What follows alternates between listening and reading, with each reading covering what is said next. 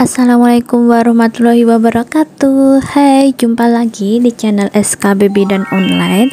Bagi yang belum subscribe, segera subscribe ya.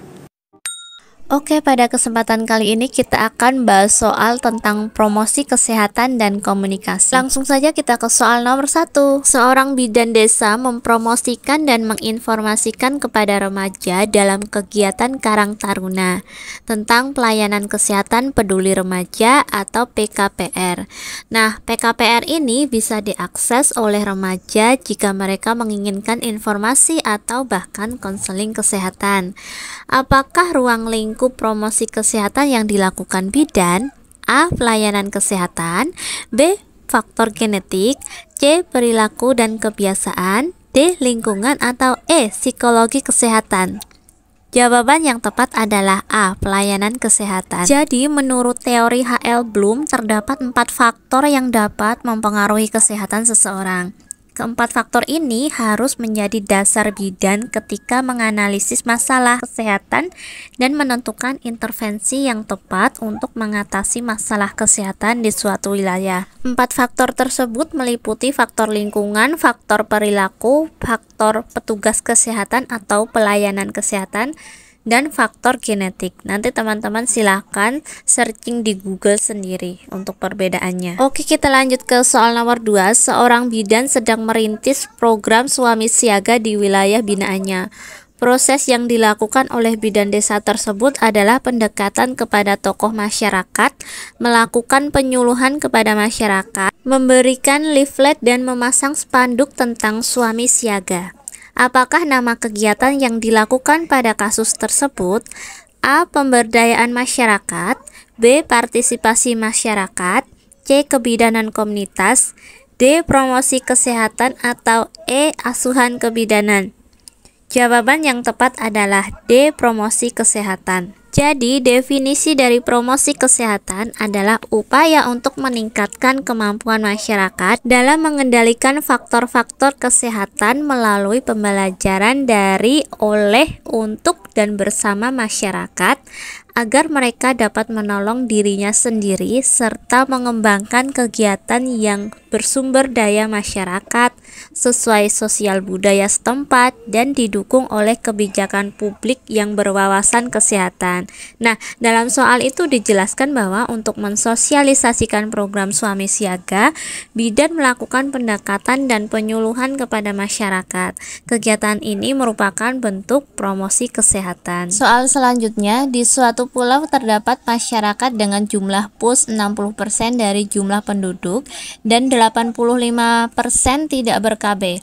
Mayoritas bekerja sebagai nelayan, tidak sekolah, dan hanya 30% yang menempuh pendidikan SD. Akses listrik dan air bersih sangat rendah. Nah, apakah media yang tepat untuk meningkatkan target KB di wilayah tersebut? A. Flyer. B. Leaflet. C. Poster. D. Flipchart. Atau E. Brosis. Jawaban yang tepat adalah C. Poster. Jadi, poster itu merupakan sehelai kertas atau papan yang berisikan gambar-gambar dengan sedikit kata-kata.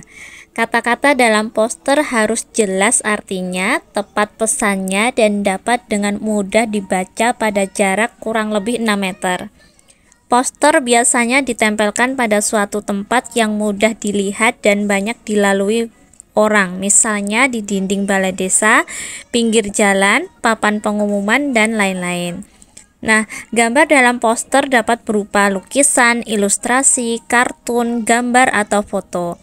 Poster terutama dibuat untuk mempengaruhi orang banyak, memberikan pesan singkat. Karena itu, cara pembuatannya harus menarik, sederhana, dan hanya berisikan satu ide atau satu kenyataan saja. Poster yang baik adalah poster yang mempunyai daya tinggal lama dalam ingatan orang yang melihatnya serta dapat mendorong untuk bertindak. Karena dalam soal lokasi di pulau dengan akses listrik terbatas dan pendidikan rendah, maka media poster sangat tepat digunakan sebagai media promosi kesehatan. Poster sifatnya sederhana, lebih banyak gambar sehingga pesan kesehatan lebih mudah dipahami. Lanjut soal berikutnya, seorang bidan telah melakukan pengkajian di wilayah kerjanya, hasil dari pengkajian didapatkan bahwa 60% ibu hamil mengalami anemia.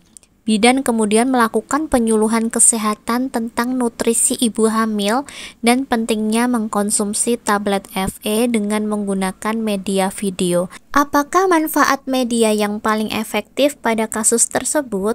A. Bisa dilihat oleh banyak orang. B. Mendapatkan banyak followers.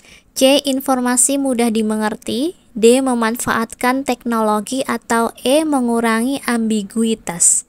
Jawaban yang tepat adalah C. Informasi mudah dimengerti. Jadi, penggunaan media video untuk promosi kesehatan sifatnya menghibur namun bernuansa edukatif, sehingga informasi lebih mudah dipahami oleh berbagai kalangan serta mudah untuk disebarluaskan. Soal nomor 5. Seorang bidan sedang menemui beberapa tokoh masyarakat setempat untuk menjelaskan program imunisasi COVID-19 yang saat ini sedang digalakkan pemerintah. Tindakan yang dilakukan bidan merupakan promosi kesehatan ke sasaran A. Primer, B. Sekunder, C. Tersier, D. Promotif, atau E. Preventif. Jawaban yang tepat adalah B. Sekunder. Jadi untuk sasaran promosi kesehatan itu ada 3. Yang pertama primer. Primer di sini maksudnya kelompok masyarakat yang akan kita ubah perilakunya. Dalam praktek sasaran primer ini dikelompokkan menjadi kelompok kepala keluarga, ibu hamil, ibu menyusui, ibu anak balita, anak sekolah, dan lain-lain. Nah, sedangkan untuk sasaran sekunder ini merupakan tokoh masyarakat setempat baik formal maupun informal, dapat digunakan sebagai jembatan untuk mengefektifkan pelaksanaan promosi kesehatan terhadap masyarakat dalam kurung sasaran primer. Nah, tokoh masyarakat ini merupakan tokoh panutan bagi masyarakat, perilakunya selalu menjadi acuan bagi masyarakat di sekitar. Tokoh masyarakat mampu menyampaikan pesan-pesan bagi masyarakat.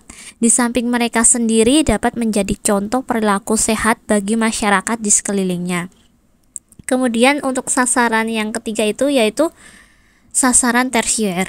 Nah, di sini maksudnya para pembuat kebijakan publik yang membentuk peraturan perundang-undangan di bidang kesehatan dan bidang lain yang berkaitan, atau mereka yang dapat memfasilitasi atau menyediakan sumber daya.